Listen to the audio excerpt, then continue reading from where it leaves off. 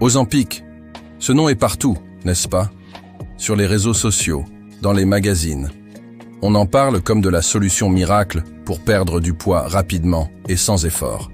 Mais est-ce vraiment si simple? Est-ce que cette injection hebdomadaire est la réponse à tous nos problèmes de poids? Aujourd'hui, on va creuser ensemble, au-delà de la hype et des promesses scintillantes. On va parler de ce que personne ne vous dit sur l'Ozempic, des risques sérieux pour votre santé que vous devez absolument connaître avant même d'y penser. Restez avec moi, car ce que je vais vous révéler pourrait bien changer votre perception de ce médicament soi-disant magique. Alors, c'est quoi exactement l'Ozempic? À la base, il faut savoir que ce n'est pas du tout un médicament pour la perte de poids. Son nom scientifique est le sémaglutide, et il a été développé et approuvé pour traiter le diabète de type 2. Son rôle principal est d'aider à contrôler la glycémie, le taux de sucre dans le sang. Il imite une hormone naturelle de notre corps, le GLP-1, qui est libérée après un repas. Cette hormone a plusieurs effets. Elle stimule la production d'insuline, ce qui fait baisser le sucre dans le sang. Elle ralentit la vidange de l'estomac, ce qui nous fait nous sentir rassasiés plus longtemps. Et elle agit sur le cerveau pour réduire l'appétit. C'est ce dernier effet qui a attiré l'attention de tout le monde pour la perte de poids. En gros, moins faim, plus de satiété, donc on mange moins et on maigrit. Sur le papier, ça a l'air génial, mais c'est là que les choses se compliquent. Le problème, c'est que des millions de personnes qui ne sont pas diabétiques ont commencé à utiliser l'Ozempic hors AMM, c'est-à-dire en dehors de son indication officielle, juste pour maigrir. Cette demande explosive a créé des pénuries mondiales, privant les vrais patients diabétiques de leur traitement vital. Mais au-delà de ce problème éthique majeur, il y a la question de votre santé. Utiliser un médicament aussi puissant sans la surveillance médicale appropriée et sans en avoir réellement besoin, c'est jouer avec le feu. Et les brûlures peuvent être graves. Parlons des effets secondaires. Quand on lit la notice, on voit les classiques: nausées, vomissements, diarrhée, constipation, douleurs abdominales. Beaucoup de gens se disent « Ok, c'est désagréable, mais ça vaut le coup pour perdre 15 kilos ». Sauf que ce n'est que la partie visible de l'iceberg.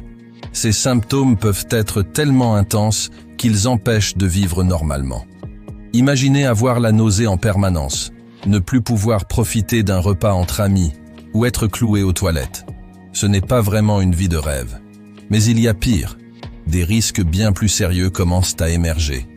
L'un des plus préoccupants est la gastroparésie, ou l'estomac paralysé. Comme je l'ai dit, l'Ozempic ralentit la vidange de l'estomac. Mais chez certaines personnes, ce ralentissement devient extrême. La nourriture reste bloquée dans l'estomac pendant des heures, voire des jours, provoquant des vomissements violents, des ballonnements insupportables et une malnutrition. Des cas ont été rapportés où des personnes vomissaient de la nourriture qu'elles avaient mangée plusieurs jours auparavant. C'est une condition potentiellement permanente, même après l'arrêt du médicament. Imaginez devoir vivre avec ça pour le reste de votre vie, juste pour avoir voulu perdre quelques kilos rapidement. Ensuite, il y a le risque de pancréatite. C'est une inflammation du pancréas, un organe essentiel à la digestion et à la régulation de la glycémie. La pancréatite aiguë est une urgence médicale extrêmement douloureuse qui peut être mortelle. Plusieurs études ont montré un lien entre l'utilisation des médicaments comme l'Ozempic et une augmentation du risque de pancréatite. Ce n'est pas un risque à prendre à la légère. Et ce n'est pas tout. Des inquiétudes existent aussi concernant le risque de tumeur de la thyroïde, notamment un type de cancer appelé carcinome médullaire de la thyroïde. Chez les rongeurs, les études ont montré un lien clair. Même si le risque chez l'humain est encore débattu, les agences de santé ont émis des avertissements.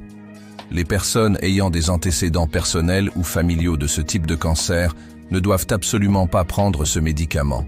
Un autre point crucial, c'est ce qui se passe quand on arrête l'Ozempic. La plupart des gens reprennent tout le poids perdu, et parfois même plus. Pourquoi? Parce que le médicament ne vous a pas appris à manger sainement, à gérer vos émotions sans vous tourner vers la nourriture ou à intégrer une activité physique régulière dans votre vie. Il a juste coupé votre appétit artificiellement. Une fois que vous arrêtez les injections, la faim revient en force, souvent de manière incontrôlable. C'est un cercle vicieux. Vous dépensez une fortune pour un traitement qui vous rend malade, pour au final revenir à la case départ, avec peut-être quelques problèmes de santé en plus. Et parlons de l'aspect psychologique. Cette quête de la solution miracle peut être très destructrice. Elle entretient l'idée qu'il y a quelque chose qui ne va pas avec notre corps et qu'il faut le réparer avec un produit chimique. La perte de poids rapide peut aussi être choquante pour le corps et l'esprit, menant à une dysmorphie corporelle, c'est-à-dire une perception déformée de son propre corps. On parle aussi du visage Ozempic, ce vieillissement accéléré du visage dû à la perte de graisse rapide, qui donne un air creusé et fatigué. Est-ce vraiment ça l'objectif? Alors, quelle est l'alternative? La vraie solution, la seule qui soit durable et saine, vous la connaissez déjà, même si elle est moins sexy qu'une piqûre. C'est un changement de mode de vie. Ça ne veut pas dire se priver de tout et passer sa vie à la salle de sport. Ça veut dire réapprendre à écouter son corps, à lui donner les nutriments dont il a besoin avec une alimentation équilibrée, riche en légumes, en fruits, en protéines de qualité et en bonne graisse. Ça veut dire trouver une activité physique qu'on aime, que ce soit la marche, la danse, le yoga, le vélo. Bouger son corps ne doit pas être une punition, mais un plaisir. Ça veut aussi dire travailler sur la cause profonde de la prise de poids. Le stress, l'ennui, les émotions. Apprendre à gérer ces aspects est fondamental.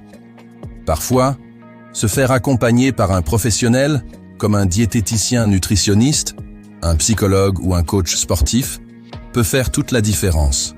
Ce sont des experts qui vous donneront des outils pour la vie, pas une béquille chimique temporaire. Si vous souffrez de diabète de type 2, l'Ozempic, prescrit et suivi par votre médecin, peut être un traitement très efficace et nécessaire.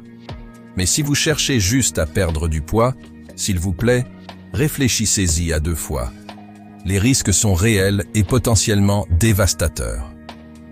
Votre corps n'est pas un projet à court terme que l'on peut bidouiller avec des médicaments. C'est votre maison pour toute la vie, et il mérite d'être traité avec soin, respect et patience.